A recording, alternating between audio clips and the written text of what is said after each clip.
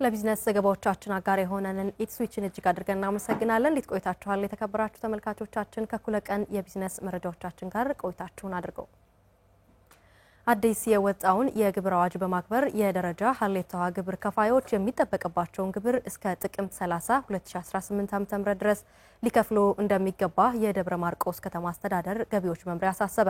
በተያዘው በጀት ዓመት ከ2 ቢሊዮን ብር በላይ ገቢ ለመሰብሰብ አቅዶ ወደ ስራ መግባቱን መምሪያው አስታውቋል። መልሶ ቸርነት ተጨማሪ አለው።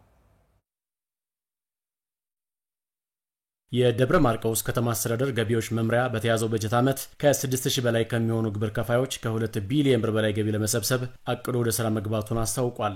የመምሪያው ኃላፊ አቶ ጌታቸው አለበል በአዲሱ የግብር አዋጅ 1395/2017 መሰረት ግብር ከፋዮች በሁለት ደረጃዎች ደረጃ ሀና ለ በሚል ተከፍለው ግብራቸውን በወቅቱ እንዲከፍሉ መመሪያ መተላለፉን ገልጸዋል። 6815 ግብር ከፋዮች 2 ቢሊዮን 83 ሚሊዮን 548610 ብር ገቢ ለመሰብሰብ አቅደን እየሰራን እንገኛለን።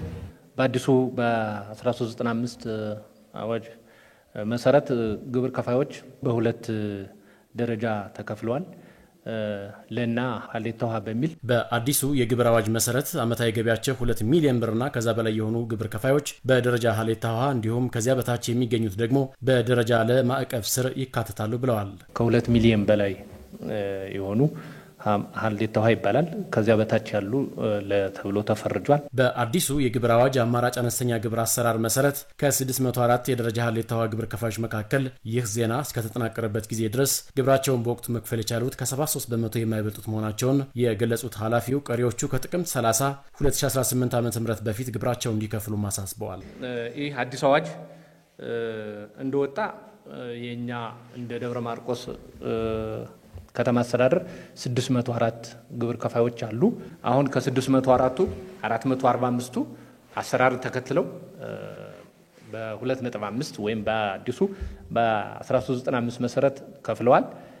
159 እስካሁን አልከፈሉም። ግብር ከፋዮች ላልተገባ ቅጣት እንዳይዳረጉ የወጣውን አዲስ የግብር አዋጅ በማክበር የሚጠበቅባቸውን ግብር በወቅቱ በመክፈል ሀገራዊ ግዴታቸውን እንዲወጡም መምሪያ ኃላፊው አሳስበዋል። እስከ 30 መጣው ካልከፈሉ ግን አላግባብ ወጪ ስለሚዳረጉ ይሄንን ታሳቢ አድርገው መጣው በሰዓቱ የሚጠበቅባቸውን ግብርና ታክስ እንዲከፍሉ አደራ ነው የሚለው። በከተማ አስተዳደሩ በበጀት ዓመቱ ይህ ዜና እስከተጠናቀረበት ጊዜ ድረስ ከ365 ሚሊዮን ብር በላይ ገቢ መሰብሰብ መቻሉን ከመምሪያው የተገኘው መረጃ ያመለክታል።